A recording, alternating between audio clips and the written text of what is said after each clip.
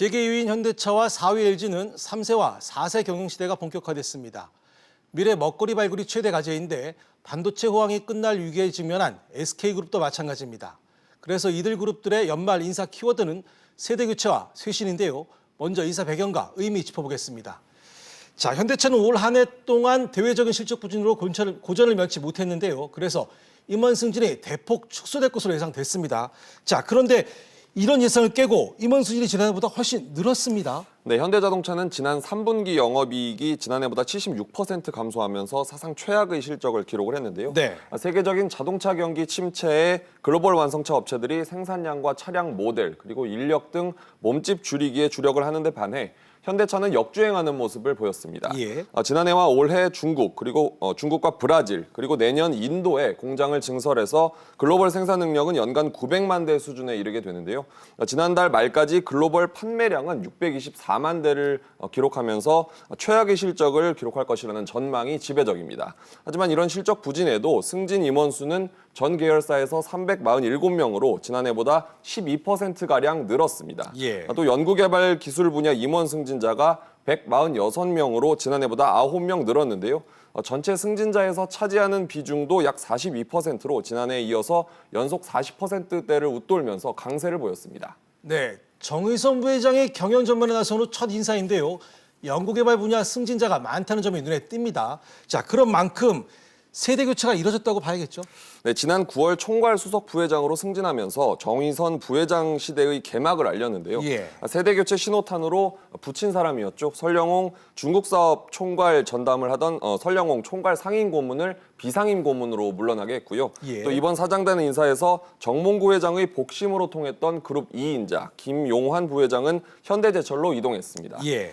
또 정몽구 회장 사단으로 불렸던 양웅철 현대기아차 연구개발 담당 부회장과 연구개발본부장인 권문식 부회장도 각각 고문으로 경영 일선에서 물러났습니다. 그렇군요. 그 정의선 부회장이 현대차 위기 극복을 위해서 미래차 개발에 주력했다. 이렇게 선언을 했단 말입니다. 네. 자, 결국 이런 생각이 이번 인사에도 적극 반영됐다. 이렇게 봐야 되는 거죠. 네, 정 부회장은 현대차를 모빌리티 솔루션 기업으로 탈바꿈하겠다. 네. 그리고 살아남기 위해서는 IT 기업보다 더 IT 기업다워야 한다라고 강조를 했었는데요. 예. 이번 인사에서 순혈주의 전통을 깨고 자신이 영입한 외부 인사를 파격 승진시켰습니다.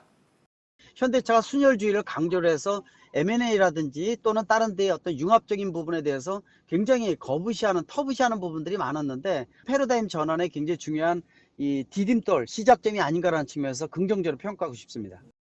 네, 2014년 정 부회장이 직접 영입한 BMW 출신 알버트 비어만 차량 성능 담당 사장을 사상 처음으로 연구개발본부장으로 임명을 했는데요. 예. 비어만 신임 본부장은 신차 성능 개선과 고성능차 사업 성공에 기여했다 이런 평가를 받고 있습니다. 또 삼성전자 출신인 지영조 전략기술본부장을 영입 2년 만에 사장으로 승진을 시켰는데요. 모빌리티와 로봇 그리고 인공지능 등 첨단 기술 전략을 세우는 전략기술본부의 수장을 맡겨서 미래 먹거리 개발에 박차를 가하겠다는 의지를 보인 것으로 풀이됩니다. 또 사장단 연령도 50대, 그러니까 젊은 피 중심으로 세대 교체를 했습니다. 그렇군요. 그리고 내부적으로는 이번 인사가 그룹 승계와 수건 사업 추진을 위한 포석용 인사다라는 이런 분석도 나옵니다. 네, 정진행 현대차 사장을 현대건설 부회장으로 보내면서 그런 이야기가 나오고 있습니다. 네. 여기에 대해서 지금 현대차 승계에 대해서 좀 설명드리자면 지금 정의선 부회장은 정몽구 회장의 지분을 물려받고 필요한 지분을 사서 정정당당하게 경영권을 승계하겠다고 그렇게 선언을 했습니다. 그리고 이를 위해서는 당연히 막대한 자금이 필요한데요. 정몽구 회장이 지분을 물려받는데 증여세만 2조 원이 필요하다는 그런 추정이 나오고 있습니다. 네. 그럼 이 돈을 어디서 가져오느냐? 그래서 여기서 나오는 게 현대 엔지니어링입니다.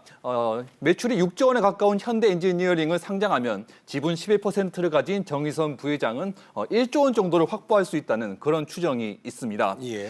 그래서 지금 유력한 상장 시나리오 중에 하나가 현대 엔지니어링을 현대건설과 합병해서 우회 상장을 하는 건데요. 예. 정진행 부회장이 사실 예전에 현대건설을 인수했던 그런 경험이 있습니다. 이 때문에 이번 인사가 승계에 대한 포석이라는 이야기가 힘을 얻고 있습니다. 알겠습니다. 그 4세 경영 시대를 연 그 LG그룹 연말 임원 인사도 세대 교체를 선택했습니다. 네, 40대 젊은 총수 시대가 열린 만큼 1959년 이전 출생 임원의 상당수를 퇴진시키고 네. 젊은 임원들로 세대 교체를 이루었는데요. 신규 상무 승진은 134명으로 지난해보다 43% 늘었는데 퇴진한 임원도 20% 늘어나면서 임원진이 젊어진 겁니다. 당초 예상과는 달리 경영 환경이 힘든 시기를 감안해서 조성진 부회장 등 대부분의 부회장은 유임시키는 안정카드와 함께 외부 인재 영입이라는 변화도 추구를 했는데요.